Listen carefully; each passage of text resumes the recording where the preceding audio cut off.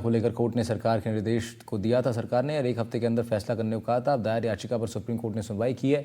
सरकार की तरफ से अतिरिक्त महाधिवक्ता भुवनेश शर्मा ने पैरवी की। उन्होंने फैसले के लिए 4 सप्ताह का वक्त मांगा था।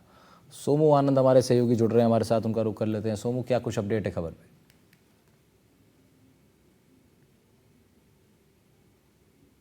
देखिए, दो महत्वपूर्ण अपडेट हैं इस मामले में। एक तो हाईकोर्ट ने सरकार से 2 सप्ताह के अंदर फैसला करने को कहा है।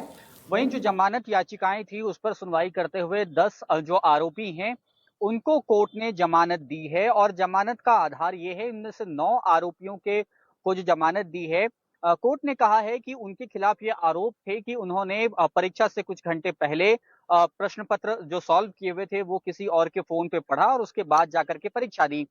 एसओजी ने उन आरोपियों के खिलाफ जो सबूत पेश किए थे, जिसका जिक्र एसओजी ने चार्जशीट में भी किया था कि इन आरोपियों के पास से वो दस्तावेज बरामद हुए हैं जिसमें इन्होंने रुपयों के लेन देन की जानकारी लिखी हुई थी।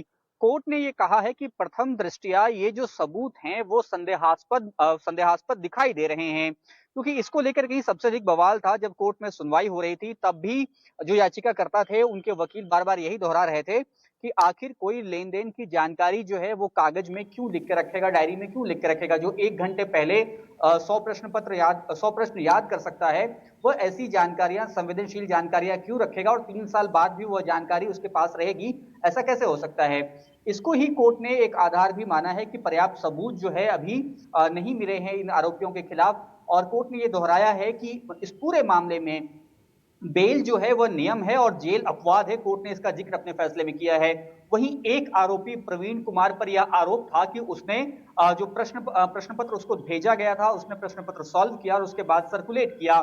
कोर्ट ने यह माना है कि एसओजी ने कोई भी ऐसा सबूत पेश नहीं किया है जिससे यह साबित हो सके कि प्रवीण ने प्रश्न पत्र सॉल्व करने के बाद उसको सर्कुलेट किया। यहां तक कि उसने अपनी पत्नी को भी प्रश्न जो है वो नहीं दिए थे, इसलिए उसे भी जमानत जो है वो मिली है। ये 10 आरोपियों को जमानत मिलने का आधार जो है यह कोर्ट ने बताया है।